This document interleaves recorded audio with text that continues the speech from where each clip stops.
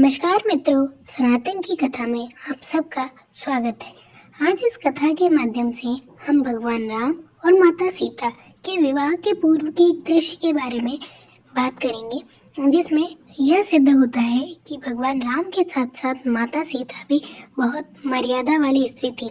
जी हाँ, तो चलिए इस कथा का हम आरंभ करते हैं।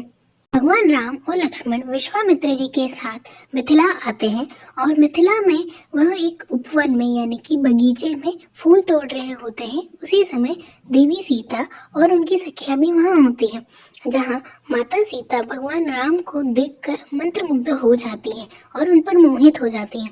उन्हें लगता है कि काश यही मेरा वर हो और वो चाहती है कि इनसे ही मेरा विवाह हो। उसी समय भगवान राम भी उन्हें देखकर मोहित हो जाते हैं।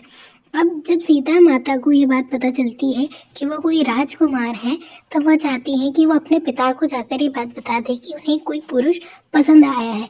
परंतु जैसे ही वो ये बात कहने जाती है, उन्हें याद आता है कि उनके पिता ने तो उनके वर चयन के लिए एक प्रतियोगिता रखी है, जिसमें जो शिव धनुष को तोड़ेगा वही उनका पति होगा।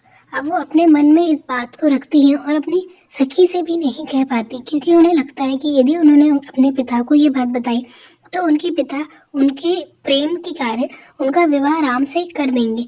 परंतु उससे उनके प्रसिद्धि है और उनका जो मान है वो कम हो जाएगा, क्योंकि उन्होंने एक प्रतियोगिता का आयोजन किया है और यदि वह बात सिद्ध नहीं हुई तो उनके पिता की जो ख्याति है वो कम हो जाएगी या घट भी जाएगी, जिससे उनके पिता के नाम पर भी कलंक लगेगा।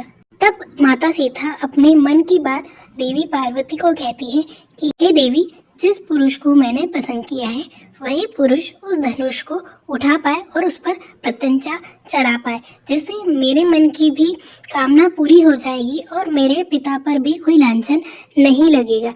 तो हे देवी, मेरी प्रार्थना सुनो और मेरा कल्याण करो। तो इस बात से यह पता चलता है कि देवी सीता को उस समय भगवान राम बहुत पसंद थे, पर अपने पिता की मर्यादा के लिए, अपने पिता की प्रसिद्धि के लिए, उनकी ख्याति के लिए माता अपने मन की बात उनके पिता को नहीं कह पाती है।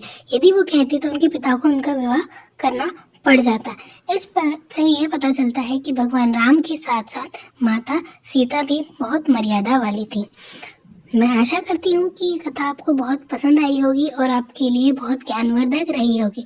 तो कृपया इस वीडियो को आप पसंद कीजिए, अपने दोस्तों के साथ साझा कीजिए और ऐसी ही जानकारी और कथाओं के लिए बने रहिए हमारे चैनल के साथ। धन्यवाद।